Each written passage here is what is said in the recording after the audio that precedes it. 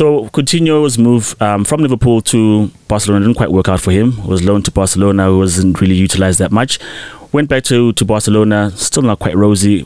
Kieran Trippier has had better success in terms of he's a league winner with Atletico Madrid, but he's not a starter, or rather his place is not cemented. He has to fight his way into the team because there are other options in the team. And at the time of recording, with the January transfer window open, Trippier has moved to Newcastle, signing number 1 of their project. Coutinho has gone to Aston Villa as requested by Steven Gerrard. He finally got his man.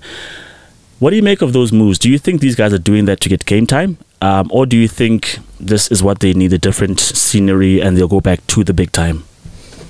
So, first of all, man, Philippe Coutinho playing for Aston Villa. If you said this to me 4 years ago when he was moving to Barcelona, I did not see that coming. Because last time we saw him in the EPL, he was world class. And he was very much in the conversation of their best player in this league.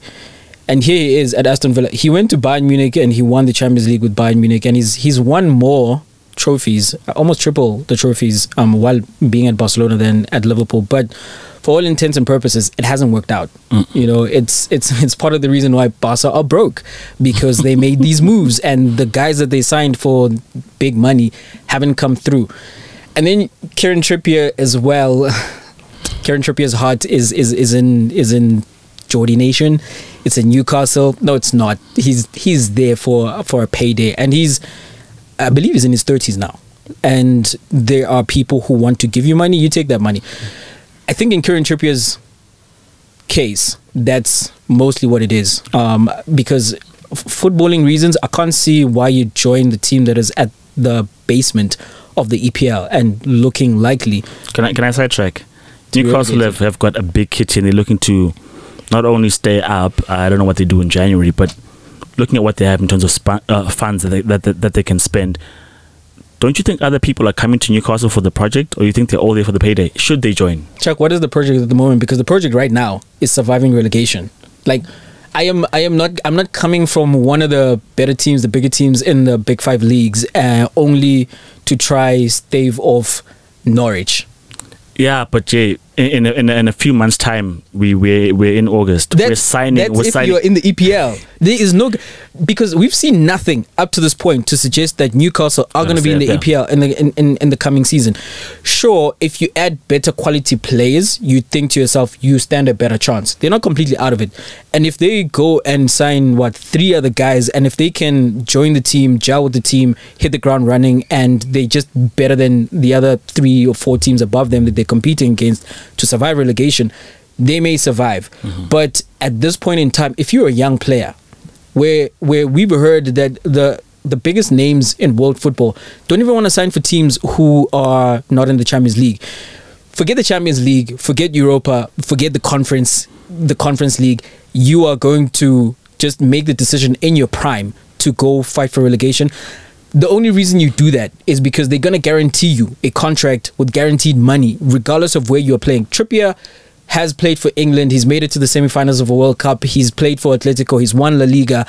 And at this point, I mean, he's not in some race for his legacy where is he the best right back England have ever produced. What does he still need to do in order to buffer his legacy? He's not that guy, you know. So he's looked at himself. He knows what he is. He's satisfied in terms of competitively what his career has been. And now he's trying to get the last big payday before his legs come up from under him. Whereas with Coutinho, I think he took the chance, obviously, to come back into the Premier League, a league he's familiar with, under a coach who he's never played under Gerrard, of course, but he's played with Gerrard at Liverpool. And I imagine the conversations with Gerrard went something along the lines of, I know your quality and I know that you can produce in this country, and here's a chance. He's definitely going to play at Villa. And with the hopes that he can get back to those previous levels and make another move, because lest we forget, Coutinho was at Inter Milan. Make another move? What do you mean? Step up in his career? Yeah, to a bigger team. Still yet to a bigger team? Yeah, still to a bigger team. What if things pan out for him at Villa and they qualify Europa League? Would you stay as Coutinho, or do you That's interesting because Gerrard's got a very decent project going on. I mean, Watkins is good, Ings is good. They've got Bendia, who's finally firing. McGinn has finally found another gear. Their defense is solid. So Gerrard is building something promising. I mean, if you look at last night's FA Cup game, apart from a few calls by the referee here and there that could have gone either way, Aston Villa were the better side. And I know United are troubled already, and there are lots of teams that play United and are the better side, but they still United at Old Trafford. Yeah, you know what I mean? Decent players. So, I mean, fairly decent. They're good in terms of creating chances. On the counter, they're devastating with the ball over the top from McGinn. Watkins is a physical powerhouse. If you add that magic and that guile of Coutinho in that team, they suddenly look like, I mean, it's almost like all due respect to both parties, sort of like adding a Lingard to a West Ham, looking to get to that next level. And if they add Coutinho to their squad and they go to that next level, do you stay as Coutinho at Aston Villa because I'm getting game time and we're in Europe again and this is a place that I can work in?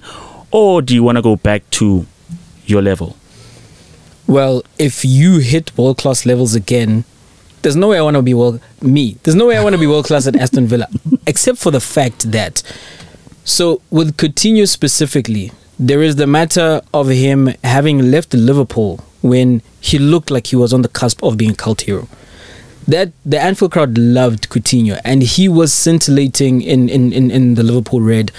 And then he goes to Barcelona because, however you want to look at it, you may want, as a Liverpool fan, you may want to disagree, but in the last 10, 20 years, 30 years even, you can argue that Barcelona are a bigger team.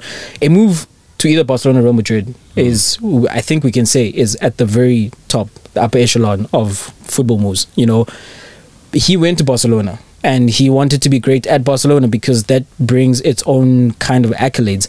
That didn't work out. And what you keep hearing from particularly the Liverpool fans is, had you stayed and maybe not chased whatever dream you had as a kid, or maybe not chased that allure of Barcelona, or maybe they were offering more money than what Liverpool can pay, you were well remunerated and you were loved, and we were in the process of building something great, and you could have been a part of that and would have been singing your name in the stands forever, amen.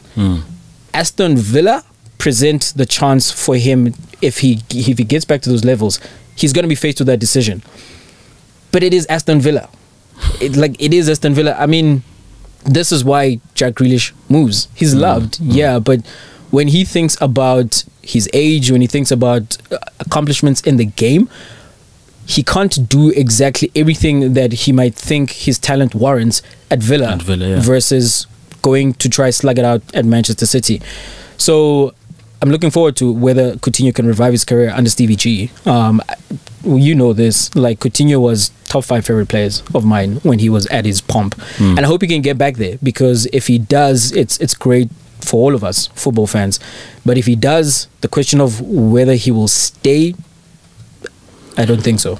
What do you think it is with players who make big money moves or go to their dream destination and then it doesn't work out for them? Do you think it's too much pressure? Because someone like Eden Hazard, who was also at the peak of his powers going to Chelsea, goes to Real Madrid, and never mind injuries aside, he just has not been able to spark up anything at Real Madrid.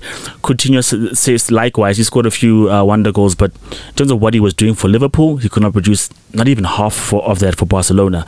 Dembele was another one who, injuries as well. I mean, I'm now thinking in terms of Coutinho when he was thinking, I'm leaving Liverpool, sure we got a good squad, but look at what it could be if I join me and Dembele and when Messi and all that stuff. And Suarez was there at that time as well. Griezmann moves from Atletico to Barcelona. It doesn't work out for him. Goes back home. He's not the same Griezmann, but he's better than the Barca Griezmann. What do you think happens to those players? And do you think they're just not cut out for that? Or is it just wrong place, wrong time? I think ultimately your confidence takes a knock to a point where if you cannot recover it sufficiently, you are not going to put across performances that we've become accustomed to. Initially, there might be another issue because you are going into a foreign territory. You don't know what you're going to find there, and if you don't hit the ground running, then that starts affecting your confidence. And if you cannot recover that, even if physically you're fine, you are battling some demons in your head. The conversation, for example, around what has happened to Marcus Rashford, because at this point we are under the impression that he's healthy. You know, yes, he's battled injury, but for whatever reason, when you see him on the field, he doesn't look like he wants to be there. So it's happening in the head, because at that level, everyone is talented. And especially when we've seen you put your talent on display, like a Hazard. Hazard goes to Madrid and initially gets injured, and then his weight fluctuates, and then that is a rolling conversation about his fitness. And now it's a matter of, well, he is fit, he's healthy, but then what's happening in his head, you know? So I think that is the issue.